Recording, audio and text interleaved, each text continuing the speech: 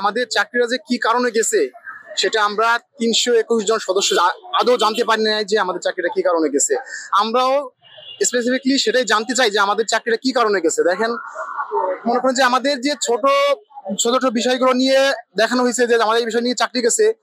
নাস্তা না খাওয়া, তারপরে হচ্ছে আপনার এলোমেলো ভাবে হেঁটে যাওয়া, ক্লাসে বসে এলোমেলো ভাবে বসা, তো তারপর হচ্ছে একজন আরেকজনের সাথে কথা বলা, ক্লাসে যাওয়ার সময় ঠিকভাবে না হেঁটে যাওয়া, এইসব বিষয় দেখানো হয়েছে। দেখেন, আপনার সবসময় আমাদের সাথে ছিলেন, আর আপনারা ভালোভাবে বুঝবেন যে মনে করেন যে বা এত ছোট বিষয় নিয়ে কারো চাকরি যায়, আর আমরা কি ছোট বাচ্চা যে মনে করেন যে সব বিষয়গুলো যে আমরা বুঝি না, যে এলোমেলো ভাবে চলবো, 1 বছর ট্রেনিং করার পরে আমরা এলোমেলো ভাবে চলবো, আমরা নাস্তা খাই না, এটা সেটা, মানে আদার্স যে কাহিনীগুলো দেখেছে এটা খুবই হাস্যকর, জাতির কাছে হাস্যকর।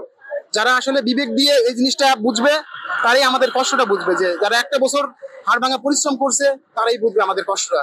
দেখেন, আমরা যেখানে ফ্যামিলির কাছে স্বপ্ন হওয়ার কথা ছিল, কিন্তু আমরা এখন ফ্যামিলির কাছে বোঝা হয়ে গেছি। লাস্ট আজকে গত যে রাত গেছে, রাতে আমাদের একজন সহযোদ্ধা ক্যাডেটের বাবা মারা গেছে। দেখে একজন সন্তান কতটা অসহায় হইলে তার বাবার চিকিৎসা খরচে কন্ট্রিবিউট করতে পারে না, এটা কতটা খারাপ লাগার জায়গা। মানে যে পিতা হারাইছে, মাতা পিতা হারাইছে, সেই বুঝতে পারবে যে কতটা খারাপ জায়গায় পরিস্থিতিতে আমরা আছি। এখন এটাই আমরা দ্বিতীয় দিনের মতো কর্মসূচি করতেছি এখানে। আমাদের একটাই দাবি, আমাদের চাকরিতে পুনর্বহাল করা হোক, আর আমাদের দাবি মেনে না হওয়া পর্যন্ত আমরা এখানেই আমাদের কর্মসূচি চালিয়ে যাব।